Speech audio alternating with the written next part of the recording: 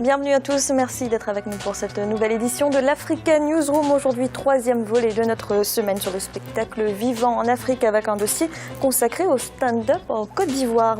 En programme également, la révolte ne faiblit pas au Burundi contre la candidature du président Pierre Nkurunziza à un troisième mandat. Et au Soudan, le président Omar el-Béchir a été réélu sans surprise avec 94% des voix. Et pour nous accompagner pendant cette émission, Patson, comédien, humoriste, bienvenue. Bonjour, bonjour. Et avec nous également nos éditorialistes, Jean-Marie Bitomo, bienvenue. Bonsoir Fanny, bonsoir à nos téléspectateurs. Et Samuel Gambok, bienvenue. Merci Fanny. Tout de suite, l'actualité du jour.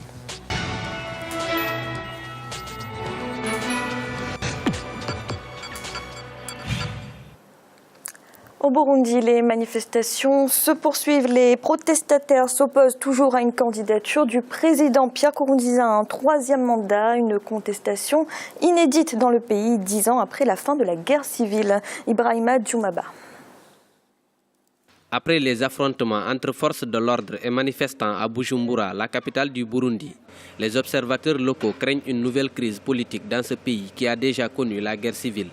Le leader de l'opposition, Pierre Claver Monimpa, a été arrêté et la radio publique africaine a cessé d'émettre. Même s'il fait un forcing, il y a risque finalement que les élections n'aient pas lieu et qu'il serait obligé d'avoir un gouvernement de transition et par conséquent, l'opposition pourrait demander qu'il y ait un autre qui puisse piloter ce gouvernement de transition, d'autant plus qu'il aura montré qu'il est incapable de protéger la population et par conséquent de conduire le régime de transition.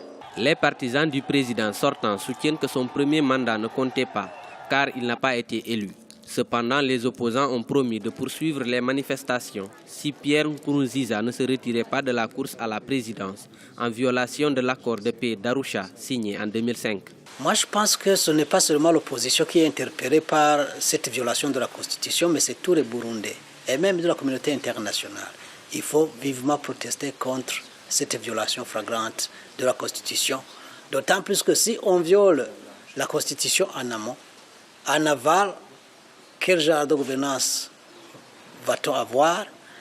Des milliers de personnes ont traversé la frontière vers le Rwanda voisin et la République démocratique du Congo, quelques jours avant l'annonce de la candidature du président de la République, Pierre Nkurunziza, craignant la violence.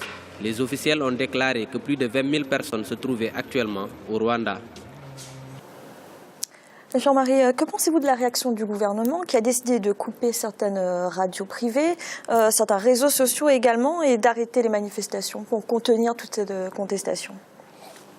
Ça me semble être une démarche qui n'est pas tout à fait, démocratique en tant que telle. Dans la mesure où dès l'instant que vous avez un contentieux électoral en Afrique, il y a toujours deux voies par lesquelles les dirigeants passent. C'est soit vous avez... On bâillonne, moi j'appellerais ça bâillonner la presse quelque part, et dans un second temps, qu'est-ce qu'on fait? On arrête, les opposants. Bon, je pense qu'il y a une constitution. C'est vrai que la situation du Burundi est une situation assez complexe, puisque avant tout ce qui s'est passé, il y a eu les accords d'Arusha qui ont fait en sorte d'essayer d'apaiser la situation. Mais on se retrouve ici, là, dans une situation qui me semble quand même être une situation qui va se bloquer au fur et à mesure, dans la mesure où l'opposition n'est pas prête à lâcher par rapport au nombre de mandats qu'il a effectué, le président actuel. Le litige va surtout là-dessus parce qu'eux, ils ont une interprétation. Les partisans du président actuel ont une interprétation et l'opposition en a une autre. Donc, je pense que la voie la plus sage, c'est de faire, comme ça s'est souvent passé en Afrique de l'Ouest, essayer d'asseoir tout le monde et de trouver, la solution la plus adaptée pour ne pas déraper encore une fois de plus. Alors justement, Samuel, sur le fond de cette contestation, il y a le caractère constitutionnel ou pas de cette candidature. Quel est votre avis sur la question? D'abord, je pense que l'acte qui a été posé est une régression historique, démocratique dans le pays. Par rapport au problème qui met aux prises l'opposition, la société civile et le gouvernement, je pense que les choses sont suffisamment bien dites et bien claires. Même si le camp gouvernemental essaye d'apporter une interprétation qui n'est pas totalement fausse, mais qui relève d'un juridisme primaire pour un homme d'État digne de ce nom. Je pense que l'article 96 de la Constitution est suffisamment clair. Le président de la République est élu au suffrage universel pour un mandat de 5 ans, renouvelable une fois. Maintenant, l'interprétation qui est faite du camp gouvernemental, c'est celle qui a amené l'actuel président au pouvoir en 2005. La Constitution a été promulguée en 2005 également. Lors de son accession au pouvoir, le président Pierre Nkurunziza avait été élu par un suffrage universel indirect. C'est-à-dire que ce sont les parlementaires qui l'ont élu, les sénateurs et les députés. Simplement, il veut utiliser ce qualificatif de élection universelle directe ou indirecte pour son propre compte, pour se présenter à l'élection présidentielle. C'est pourquoi je parle de juridisme primaire pour un chef d'État. Joue sur les mots. Il joue sur les mots et je pense que les choses sont suffisamment claires. Le protocole d'accord d'Arusha en 2000, qui a d'ailleurs conduit ce dernier au pouvoir, est clair là-dessus. Le président est élu pour un mandat de 5 ans, renouvelable une fois. Simplement, le protocole n'avait pas pour vocation de préciser la nature du scrutin. La Constitution vient donc préciser ces règles-là. Malheureusement, le président actuel ne les respecte pas et c'est regrettable pour le Burundi. Patson, quelle est votre réaction quand vous voyez ces manifestations qui se déroulent au Burundi en ce moment? Bon, je trouve que c'est malheureux. C'est malheureux pour l'Afrique. C'est encore une vision de l'Afrique, la vision négative. C'est l'image qu'on apporte à l'Afrique. Il y a des choses positives, il y a des choses mieux que ça. Et chaque fois qu'il y a une élection dans un pays en Afrique, les gens, ils ont les cœurs qui s'abattent, on attend les résultats, on sait qu'il va y avoir des morts. Chaque fois qu'il y a des élections, il y a des morts. Et c'est dommage pour l'Afrique, on n'a plus besoin de ça. À mon avis, il faut tourner la page et puis passer à autre chose.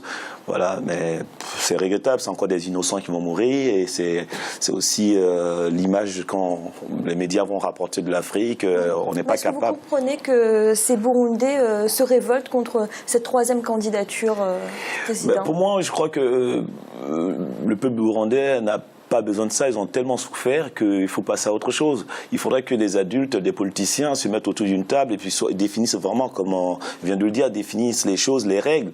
Et puis il ne faut pas changer les règles en cours de route pour tel ou tel avantage. Je crois que le président sortant ou l'opposition n'en tire pas profit. C'est le peuple burundais qui va perdre. C'est le peuple burundais et c'est dommage que des innocents vont encore perdre, quoi. Et pendant ce temps, les deux partis... Très rapidement, c'est bien. Très rapidement, le Sénat a saisi le Conseil constitutionnel ce jour pour que ce dernier puisse se prononcer sur la légalité d'un possible troisième mandat de Nkurunziza. Donc attendons de voir si le Conseil constitutionnel va jouer pleinement son rôle en toute autonomie et en toute indépendance. Jean-Marie, très rapidement, vous vouliez intervenir. Oui, je voulais juste dire que la saisine, par rapport à ce que Samuel vient de dire, la saisine du Conseil constitutionnel, pour moi, ne constitue pas une raison valable, dans la mesure où le pouvoir joue sur le mode d'élection, comme il a dit tout à l'heure. C'est le nombre de mandats qui compte, ce n'est pas le mode d'élection du président de la République. Donc il faut que ce soit clair pour tout le monde. Merci messieurs. Dans l'actualité également, le président soudanais Omar El-Béchir a été réélu lundi pour 5 ans avec 94,5% des voix. Une victoire largement prévisible à l'issue d'un scrutin boycotté par l'opposition. Pour autant, les défis sont nombreux pour le chef de l'État, Birama Saounera. Au Soudan, le président Omar El-Béchir réélu lundi 27 avril pour un nouveau mandat de 5 ans avec 94,5% de voix. À 71 ans, le chef de l'État soudanais est confronté à une opposition divisée. Celle-ci avait boycotté le scrutin qui s'est tenu du 13 au 15 avril 2015. Après sa victoire, le président Omar El-Béchir salue le déroulement du scrutin. Nous saluons les observateurs venus s'assurer du bon déroulement des élections. Celles-ci ont été justes, transparentes, libres et ont été un modèle qui sera présenté à d'autres pays, notamment les puissances coloniales en Europe. Nous remercions tous ceux qui ont voté pour nous et ceux qui ont fait valoir leurs droits en votant pour nos adversaires. L'opposition estime que les conditions n'étaient pas réunies pour une élection libre et juste. Par ailleurs, le Soudan est aujourd'hui en proie à une crise économique suite à la perte de 3/4 de sa production de pétrole en raison de l'indépendance du Soudan du Sud en 2011. Le gouvernement tentera de se présenter dans un nouveau jour. Tout d'abord, il réchauffera ses relations avec les États du Golfe et l'Arabie saoudite en particulier. Les autorités disaient que les élections conduiraient à une nouvelle étape dans laquelle ils s'engageraient à revoir un certain nombre de choses, dont la Constitution et la protection des droits de l'homme. Il a besoin de l'appui de la communauté internationale, notamment pour l'économie et les relations étrangères. Depuis 2003, le Soudan est confronté à une rébellion dans la région du Darfour et une autre insurrection dans le Nil bleu depuis la sécession du Soudan du Sud en 2011. Une situation à laquelle le président Omar el-Béchir et son gouvernement devraient apporter en urgence des solutions idoines. Samuel, déjà une réaction d'abord par rapport à cette réélection. Oui, je ne vais pas commenter le pourcentage qui a permis au président d'être réélu. Plus de 90%, c'est énorme. Mais ce pourcentage est justifié aussi par le fait que l'opposition a boycotté des élections, elle y est allée en rang dispersé, donc il fallait s'attendre à ce pourcentage-là. Ce que je voudrais dire par rapport aux défis qui attendent l'actuel président, c'est que le pays connaît un environnement macroéconomique qui s'est littéralement détérioré au cours des dernières années. Il faut juste prendre quelques exemples. Le coût des moyens de production reste très élevé dans ce pays, notamment la main-d'œuvre qui reste très chère, mais aussi les services d'infrastructure. Aussi, il faut relever que la notation du pays en matière de protection des investisseurs et de l'exécution même des contrats n'est pas du tout à saluer. Donc il faudra que l'actuel président puisse prendre à bras le corps les défis macroéconomiques auxquels son pays est confronté, afin qu'il fixe une nouvelle politique économique qui prenne en compte ces défis et élabore des réformes structurelles dignes de ce nom. Jean-Marie, l'autre problème du Soudan, c'est son isolement sur la scène internationale. Est-ce que le Soudan peut encore sortir? Est-ce que le président soudanais peut faire sortir le pays de cet isolement? Ça dépend, si vous voulez, des partenaires que le président Béchir, il en a déjà qui mettront en place, parce qu'il ne faut pas oublier qu'il est sous la menace, où il est demandé en sorte qu'il soit transféré au CPI au niveau international. Mais je reviendrai sur autre chose d'abord, Fanny.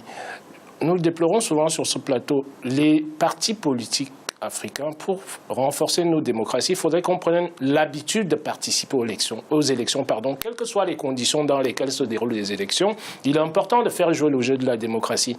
Le fait que vous ayez la plupart des oppositions en Afrique qui se disent ce n'est pas la peine de pouvoir se présenter aux élections parce que ceux qui sont au pouvoir, on ne peut rien faire contre, ils vont tricher, ils vont faire ci, ils vont faire ça. Mais à la base, faisons jouer les règles de la démocratie. Qui sont quoi? Dans un pays, vous avez un pays bien organisé, vous avez différents types de partis politiques, vous avez une opposition, vous avez un parti qui est au pouvoir. Il faut que nos partis qui sont dans l'opposition apprennent à cultiver, leurs programmes. En parler durant, durant la mandature de l'opposition qui est là. Donc, il est tout à fait logique qu'on se retrouve avec des scores de l'ordre de plus de 90%, tout simplement. Pourquoi? Parce qu'en boycottant les élections, on ne fait pas jouer les règles de la démocratie en tant que telle.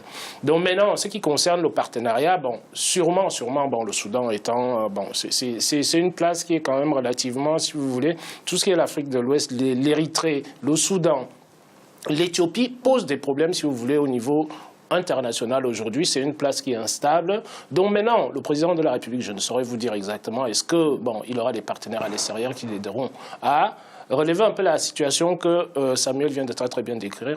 On n'en sait rien. Patson, que vous inspire ce score de 94% pour un président?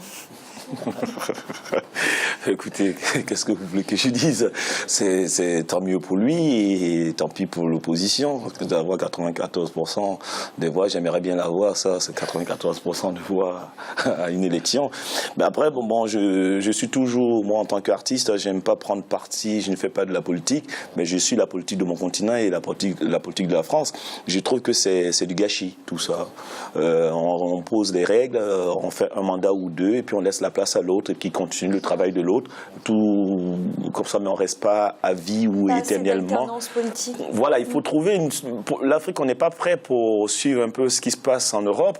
Il faudrait revenir à l'ancien temps, comme les rois, les chefs, où les gens, ça fonctionnait avec les notables, on expliquait, il y avait une démocratie déjà en Afrique. Maintenant, on veut prendre la démocratie de l'Occident et on ne sait pas le faire.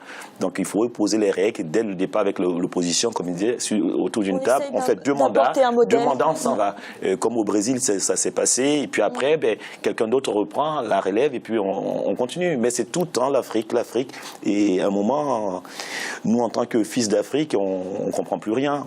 On comprend plus rien et puis c'est dommage. On nous montre toujours, on montre l'Afrique dans le négatif. Et pendant ce temps, peut-être au Soudan, il y a des choses positives, il y a des gens qui font des trucs positifs. Et je suis sûr qu'il y a des gens, des têtes, des choses qui se passent. Et on ne montre pas ces parties, on ne montre pas ces trucs-là. Il va y avoir encore des innocents, des morts. Merci. Nous allons marquer une courte pause à l'instant, la deuxième partie de l'Africa Newsroom. À tout de suite.